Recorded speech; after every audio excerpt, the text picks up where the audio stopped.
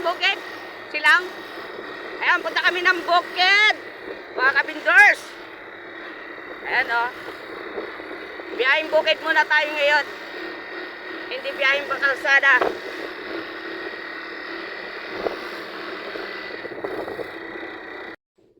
Ayan mga kabindors, magandang hapon sa inyo lahat. Saan man kayo naroroon? Sulok ng mundo. Good morning, good afternoon, and good evening po. Ngayon pong hapon na to ay nandito po tayo ngayon sa bukid, kung saan ay tayo po ay nayaya na pumunta ng bukid.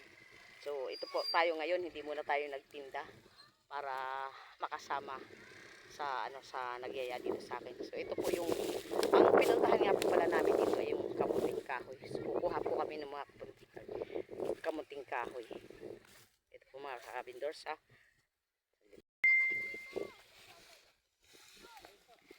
Ayan na, magbubunot yan ang pinunta namin dito. Magbubunot ng kamunting kahoy. Sila lang. Ayan o. Ito yung kamunting kahoy, yung lawak pa ng ano. Lawak ng kanilang bubunutin o. Yun, simula doon.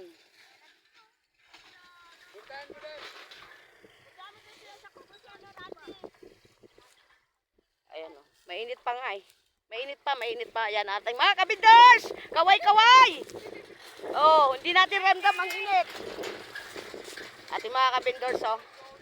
Sumama kami sa bukid. Ayan oh. Oh. Mamaya, ikutin natin to. Ayun naman ay maisan. May maisan din dito.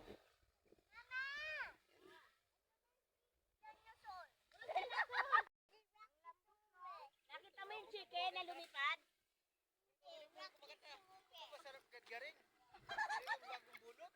Ayan o, mga kabindors. Yan, ang lawak ng kamunting kahoy. Kamunting kahoy dito ang pinunta namin.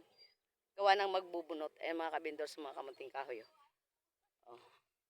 Magbubunot kami. Mamaya magbubunot ako ng kamunting kahoy. Yan o. So lawak. Ang lawak ng ano dito, kamunting kahoy yan. So nayaya tayo ng may-ari ng kamunting kahoy. So matagal na silang nagyaya sa akin, kaya lang dahil nga sa busy ako, hindi ko sila mapagbigyan. So ngayon, araw ng linggo, yan, so sumama ako sa kanila. Hindi muna tayo nagtinda. So yan, pinapakita ko sa inyo ang lawak ng kamunting kahoy. Hiningal na ako. Ang lawak pala ng ano, ito pala yung kanilang pinupuntahan dito. Mais, bisa na mga paninom dito. Mais. Ngayon mga kamunting kahoy. Ayan guys oh. So hanggang doon. Hanggang doon ang kanilang kamunting kahoyan. So ganun kalawak pala ang ano nila. May mga baka din dito.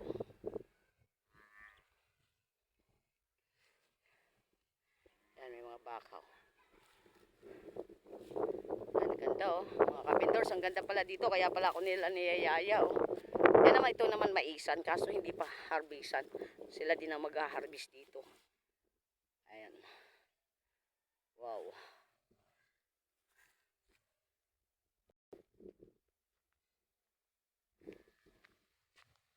Ito naman yung maisan nila. Dami oh.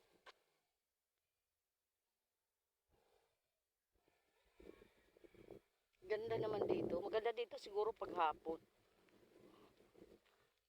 Ayan guys oh. Ayan, nakapunta tayo ng bukid. Mainit nga lang. Mainit nga lang ang ano ngayon kasi anong oras na? 2:00 ng hapon. Maisan. Ayan, nagbubunot na sila oh. Ayan oh. Ayan si Ate Yoli, ang dami ng ano oh. Ate Yoli, ko ako talbos.